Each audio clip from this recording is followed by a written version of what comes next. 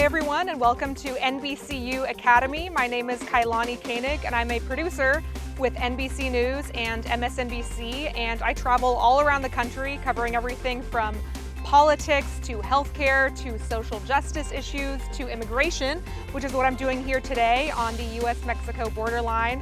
And we're going to go over how to get everything you need to get when you're on a field shoot. So when you're first assigned to a field shoot, you need to take stock of all of the things that you're going to need for that shoot. That includes who are you going to talk to, and when are you going to talk to them, and where are you going to talk to them.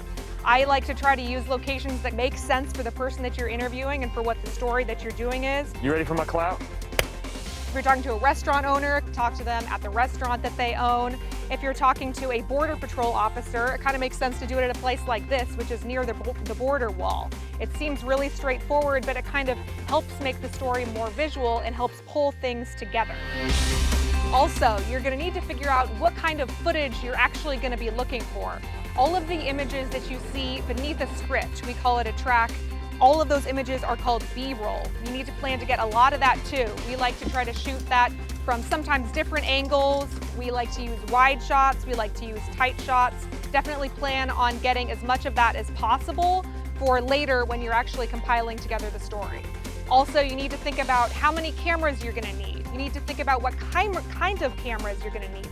And also, how are you going to transfer all of the footage that you're actually getting back to where it's actually going to be compiled. For us, that's in New York or DC. We have different ways of transporting footage, sometimes live, and sometimes we physically bring it back to where we're going. These are all questions that you're going to need to figure out. Also thinking about how much time you have and when your deadlines are. You need to have answers to these questions generally before you actually even embark into where you're going. So when you're actually on location, like I am now, work with your team to capture as much footage as you possibly can.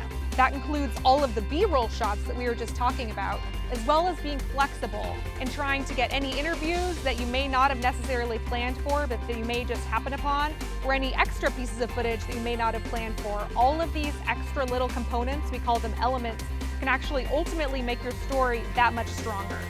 Also, work with your correspondent, or if it's you, in trying to ask questions and conduct these interviews so you can get answers from your interview subject that are as direct and concise as possible. What do you want to have happen? Oh, hell, you want to know what will happen? And if you can, work with somebody that's in another location, whether for us that's back in New York or DC, that can watch your footage as it's coming in and help you log everything that's happening. Oftentimes though, when I'm out here, that's me. I try to have time codes and information about exactly where all of the pieces of incoming footage that we have are, where the best sound bites are, where the best pieces of footage are. This is all going to help you tremendously when you actually get back to where you're going to edit this piece later on, or if it's somebody that's actually in another location that's going to be compiling everything that you're putting together.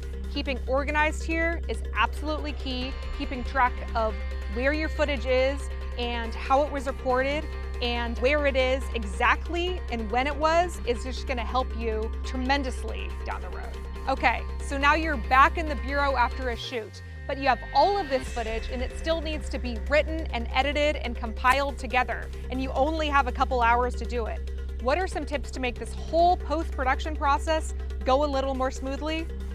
Well, first start with focusing on your strongest elements. Here in the land of 10,000 lakes, we find the new front line between native tribes doubling as climate activists and big energy. That means your strongest pieces of sound and your strongest B-rolls. And think about the actual news that you're trying to cover. Police charges come with the territory. Misdemeanor presence at an unlawful assembly. Structure your whole story around that. That means match your words to the strongest video that you have. This is why keeping everything organized, keeping your time codes together, knowing where and when all of the best clips of footage that you have will just help this process tremendously as you kind of move a little further down the road. Capturing the moment is a critical piece of how we do our work at NBC News. I hope you found at least some of this useful today. If you're interested in learning more, please follow us on our social media channels and subscribe to us on YouTube. I'm Kailani Koenig for NBCU Academy. Thanks for watching.